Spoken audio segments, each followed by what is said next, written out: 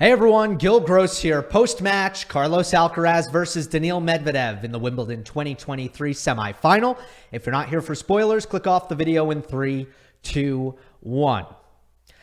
Alcaraz beats Medvedev 6-3, 6-3, 6-3, and advances to the Wimbledon final where he'll play Novak Djokovic. In the two Alcaraz-Medvedev meetings that we've seen this year, it is safe to say that both of them have been one-way traffic blowout city for Alcaraz. And although two matches is not a large sample size, it's a rather small sample size, I am ready to say already that Alcaraz is a bad matchup for Daniil Medvedev. I already had some suspicions that he would be. And then when we saw what happened at Indian Wells, my suspicions were, very much raised even higher, but you could always say, well, the court really didn't suit Daniil at all. Now that it's happened and, it looked kind of the same again, I go from suspicious to almost confirming to confirmed. I think Alcaraz is a bad matchup for Daniil Medvedev. And I will start by once again kind of emphasizing what I think is a bad stylistic matchup for Alcaraz, or the way the play style that Alcaraz has trouble against. To me, that is someone who tries to stay offensive as possible on both serve and return, and does so in particular by taking time away and hitting with a lot of pace, ideally off of both wings. Jannik Sinner can definitely do that. We saw Nicolas Jarry do that at Wimbledon earlier in the week really, really well. We have seen Jan-Lennard Struff do that. We have definitely seen Novak Djokovic implement aspects of that kind of style. But Daniil Medvedev, he's pretty much the opposite of that. He does not play with a lot of pace. He does not play up on the baseline. And other than the big first serve, he just doesn't play all that much offense unless he has an obvious opportunity to do so. The problem for Medvedev in this match is that if there were any advantages that he had from neutral, we barely got to see those advantages because Daniil had so much trouble, particularly on return, surviving even the first two shots. Alcaraz was generally finishing him swiftly, quickly, and, the slice of points that included kind of both players in a neutral position were a very small slice of the points. And in those slice of points, did Medvedev look okay? Did it look like Medvedev did have some things to do that, were winning him points? Yes. But in order for a match like this to have been competitive, Daniil would have had to absolutely dominate from neutral. And, we know against a player as good as Alcaraz, that's never going to be in the cards. So it was kind of checkmate on Medvedev if he wasn't able to really survive the quick fire offense from Alcaraz on a very, very consistent basis on serve, and then on an occasional basis on return. And when it comes to return, occasional is good enough. You don't need to break serve all that often to win a match. You only need to do it. Let's see. I don't even have it pulled up right now, but I'm guessing I think he broke once in the first, once in the second, and 3 times in the third. But that's just off the top of my head, and if I have that wrong, I apologize. Let's talk about why Medvedev couldn't even really get play to neutral here. It starts with the deep court position, which starts with the return position. Look, serve and volley for Alcaraz, it worked basically every single time. I don't have the end of match statistics, but I know at one point Alcaraz was 16 for 17 on points won, serve and volley. And I always like to emphasize that stat does not include when Alcaraz comes in, so he's serve and volleying and Medvedev misses the return. And Medvedev, I'm sure, missed plenty of returns in this match because Alcaraz was serve and volleying. And if it were up to me, that would be included in the stat. But that, unfortunately, is not included in the stat. Drop shots were a similar story. Alcaraz was unbelievably efficient on drop shots, and I don't have exactly the stat, but I would estimate he won over 80% of points he went to the drop shot on. The reality is, Alcaraz is the best touch finisher on tour right now. It doesn't matter if it's a drop shot or a drop volley. Nobody is better at finishing short than Alcaraz. And with Medvedev giving up that part of the court, like positionally giving it up, that is a horrible combination against Carlitos, where it doesn't matter really if he's anticipating it, if he's sprinting forward. It's just too much court to make up. It just is. Doesn't always even have to be serve and volley. Doesn't always have to be serve and drop shot. Like even serve plus net approach, all of these things were working almost every time. But the serve and volley in particular, it seemed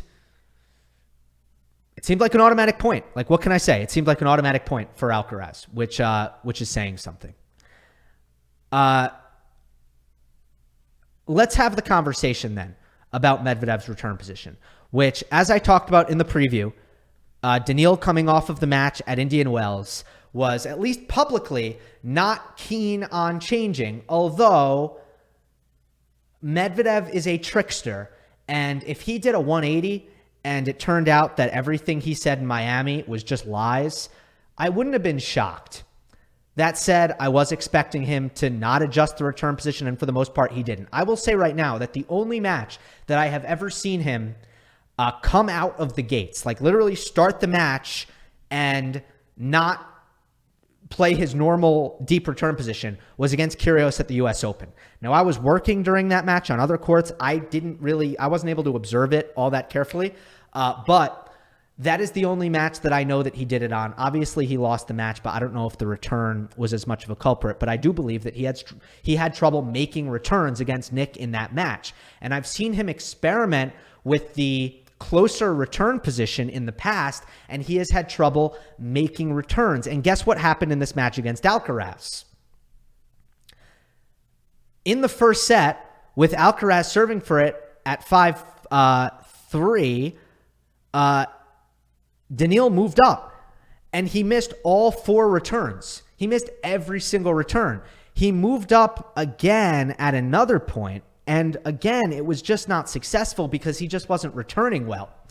And here's the reality. Daniil is literally one of the smartest players on tour. His awareness is unbelievable. You think he doesn't get what's going on? Of course he gets what's going on. But just like players need to have the skill to successfully take advantage of Medvedev's deep return position, right? And you've heard me say this all the time. When Tsitsipas and Kyrgios and Alcaraz have beaten Daniil in the past with heavy serve and volley, I've always said, like, look, the reason they can do this is because of their skill. It's not because they're geniuses. It's not because they figured something out. It's because they have the skill. Well, it's the same thing for Medvedev making an adjustment to beat these guys. He needs the skill to return from a closer position. And my opinion has been constant on this. And we talked about it much more often in 2022 when he was losing a lot of matches. And I was here on this channel talking about how can Medvedev start to win more matches? How can Medvedev start to win more matches? We haven't talked about it in a while. But what I said last year is something that I stand by, which is that he is too darn talented to not be able to figure this out if he committed to it on the practice court. But he's got to train it. He's got to practice it. And I hope he doesn't have the mindset of, look, it's only a problem against like 3 guys. And if it's only a problem against 3 guys, then it's not that important to me. I hope he doesn't have that mindset, because the reality is that those 3 guys are going to be the guys who are standing in the way of his career achievements from now forward. And when Martina Navratilova came on tour and Chrissy Everett kept beating her because Martina had no fitness, because she didn't work hard in the gym or watch her diet. Martina wasn't like, well, I'm making the final, so whatever. No, she was like, I got to beat Chrissy, so I'm going to do whatever it takes to beat Chrissy. Daniil needs to do the same. Daniil needs to have the same mindset because it's not going to go well against Alcaraz, I don't think, on any court unless he adjusts the return position. Again, it is not about a decision. Now, do I wish he would have sticked with the close return position? I do. Don't get me wrong, I do. I think, in my opinion, that would have been a better way to fail. But he might have failed. He would have failed in maybe a different way, missing a lot of returns, not hitting the ball clean, all that. But I wish that he failed that way instead of failed a way that you've already really failed. At this point, he's failed for 5 sets with the deep return position. So at least give yourself a set to find a different way to lose. All right? So that's my take on the return position. Now, I do want to talk about when Medvedev was serving. Alcaraz's return has been unbelievable this tournament. I could not be more impressed. Last year, I did not think about him as a guy who excelled at getting big serves back in play on a regular basis, which did kind of concern me. Not long term, but in the short term, it concerned me because we're coming off of an era of tennis where we had a big four. We had a big four that was dominating. And yes, Andy Murray was making semifinals and finals and losing to the other 3. Okay, so that's what I mean when I say big four. I'm not saying he's as good as them, all right? But there was a big four, and 3 of them were the best returners in the world. 3 of them kept getting returns in play. So when Tsonga and Berdych and Kevin Anderson, and I feel like I'm missing people. I don't know. Sam Querrey, Isner, Ivo Karlovic, like Milos Raonic. That's the guy. I knew I was missing. I'm like, there was a really big server who was a big part of that era, and I am forgetting him. Milos Raonic was the person I was forgetting. Those guys stunk against the big four for the most part. A lot of different guys stunk against the big four, but they kind of, and I'm actually not talking about Federer here. I'm talking about the other 3, because the returns were the best, and the returns always came back. I hadn't seen that against with Alcaraz until now. And now I have seen him take Jari's serve, take Berrettini's serve, and take Medvedev's serve, and really just neutralize it. And it's unbelievably impressive. And, there was never any good reason why Alcaraz wouldn't be able to do that. I think the return of serve is underratedly athletic. It's not a shot that you have to run for, right? You only need to move a little bit to each direction, but still it is unbelievably explosive and athletic. And obviously Alcaraz excels in that area. I think you need quick hands. I think Alcaraz has incredibly quick hands. And I also think you need great feel to take a ball that's coming with that much pace and to have enough touch on it to control it. You actually need great feel. Alcaraz has all those things. So there was never any reason why he couldn't be a great first serve returner. But I just think he needed some fine tuning of his intention, maybe of his mindset, but also of his technique. And I haven't looked at this all too carefully, but he just looks cleaner to me when he's trying to return these big serves. And it used to be that I thought there was a little bit more going on in terms of the take back and the noisiness of the technique on his return of serve. I think he's improved that.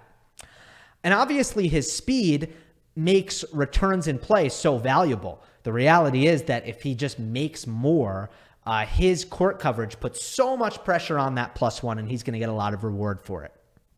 Now, I also want to talk about the second return, which was unbelievably crucial in this match in particular. In fact, most of the breakpoint conversions were the same. The first 3 big ones, so 3 out of the first 4, were Alcaraz backhand returns down the line on the ad side off of Medvedev's second serves. Sorry if that sounded pretty jumbled. But Medvedev, second serve on the ad side, out wide, Alcaraz backhand down the line. A couple of them were winners, forced errors. The last one, he just took control of the point and hit a forehand winner at the end of it. It's so important to do this to Medvedev because Daniil, who covers the court so well and is such a brick wall defensively, he can't do that after his serve. He's recovering out of his service motion, and he's on top of the baseline. It's when he drops back and he's balanced, and he can kind of use his anticipation as well. That's when it's so impossible to hit the ball through Medvedev, or not impossible, but very difficult. If you are going, you have to attack his second serve. You have to.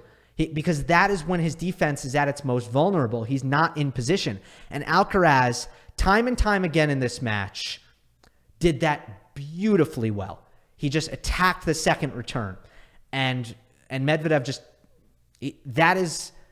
it's almost like a sneak attack at night when, in war, when the enemy doesn't expect it. That's what it's like, because the defenses aren't up. The shield isn't up. They're, half the troops are sleeping, and that's when you attack. Sorry, war is terrible. We hate war, but this is the best analogy that I could find. So yeah, I thought it was just spectacular from Alcaraz. My only nitpick is that he didn't do a very good job of focusing in the third set.